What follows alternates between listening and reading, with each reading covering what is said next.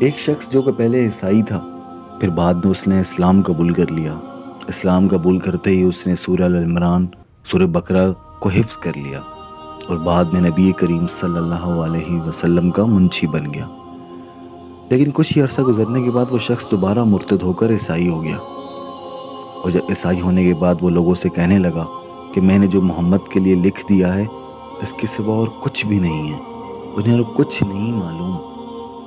اس شخص پر اللہ تعالیٰ کا عذاب ایسا واقع ہوا کہ اس کی موت واقع ہو گئی۔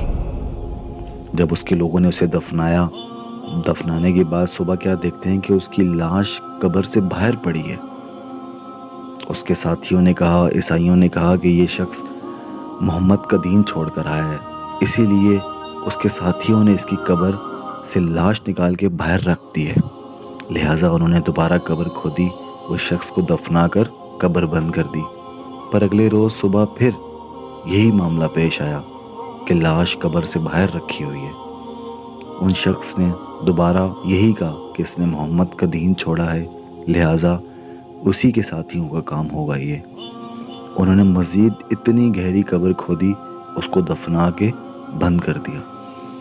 اگلے روز وہ کیا دیکھتے ہیں کہ پھر لاش باہر رکھی ہوئی ہے۔ قبر اس کی لاش کو، اس کی میت کو اپنے اندر برداشت کرتے ہی نہیں تھی، ایسے مرتد کو۔ کسی نے نبی پر جھوٹا دعویٰ کیا، اس کی لاش کو نکال کے قبر باہر پھینک دیا کرتی تھی۔ پھر وہ لوگ اکٹھے ہوئے، انہوں نے کہا کہ یہ کسی انسان کا کام نہیں ہے، یہ کیونکہ اب انہیں یقین ہو گیا تھا یہ میت اللہ تعالیٰ کے عذاب میں گرفتار ہے، چنانچہ ان کے اپنے عیسائیوں نے اس کی لاش اسی طرح باہر ہی پڑی چھوڑ دی۔